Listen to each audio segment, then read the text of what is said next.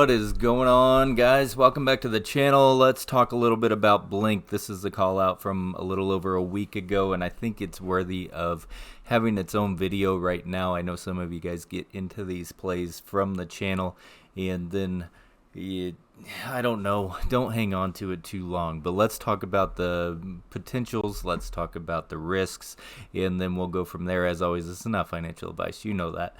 You control your buy button, you control your sell button, but Blink is doing very well. The market's got a little bit of a turn down today, and Blink, had a little bit of a pullback, but I mean, it's powering right on back through. Sitting at, 1459, I believe, right now in the after hours, so not looking too bad. I'm still looking for the breakout of this trend line. I'm telling you, that's probably going to be just a little bit tough, I would suspect, but if you get that breakout, retest, and push, it'll probably push pretty good. $15 range, give or take, depending on whenever it hits it, so draw it up on your own charts. We're looking for ultimately this gap fill that is up here somewhere in the 1592 to 1618. So what I've been saying in the past is, if you're happy with where you are, you take that money. It's in your account. Is it worth risking a rejection here and being in the play for, who knows, weeks or months longer, waiting for that gap fill to happen? I don't know. Could this be the breakout that makes the gap fill happen? Yes, it could, but it could also not be, and then your money's tied up. Risk to reward, and how long do you want to be in something, and how long are you willing to wait for it to happen? Potentially $17.60. If you see that number or anywhere near that number, I would use extreme caution. I think that could be a realistic target given the short interest. Let's look at the short interest real quick on Blink.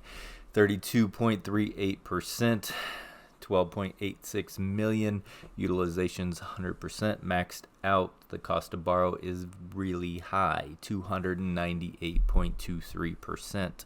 So far looking like a very good play, very nice play. The shorts could be, adding to the fuel to the fire as it's working its way up there. It's just been trucking its way up to make that gap fill, which is what we've been looking for since day one.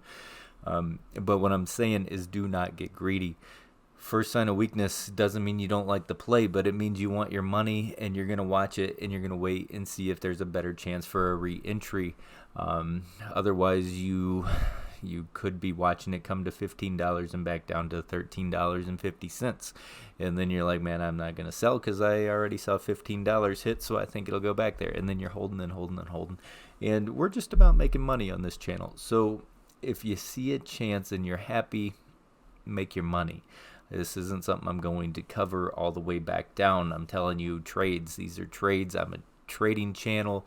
If you don't make your trades, sometimes I'll stick with the play to talk about them just because they interest me. But no, this isn't something that I would want to be watching forever. Blink, you do have a little bit of a gap here in the volume profile, which could or could not be nice. I mean, it's going to suck you right through that gap if it gets up there and taps it, and then it could potentially push us up here into our next area, which would get us awfully close to that $17.60. But it could also act as a hindrance and just kind of fall out on us, because it does step back just a little bit as we get higher and higher. So we're going to start getting into no man's land. We know that it's probably going to make this test of the trend line, at the very least, but nothing's guaranteed in the markets. So have a trading plan. If you're following it with the channel, you're green right now. Set your stop loss right now so that no matter what happens, you exit this trade green. There's no reason to turn red in it, and let's see what happens. But everything is looking really good. I like the setup. I like the power that it had, even though today overall markets weren't that great. The RSIs look okay as far as the 30-minute, the 1 hour. How's the 4 hour? 4 hour looks great. How are we doing on the shorter time? I mean, the RSIs are looking good right now, but that doesn't mean that they're not going to turn and come back for a breather. So far, so good. Watch the trend, have a trading plan, and stick to it. All right, guys, thank you so much for coming back and watching another one. I will catch you in the next video. As always, stay golden, people, and may your accounts stay green.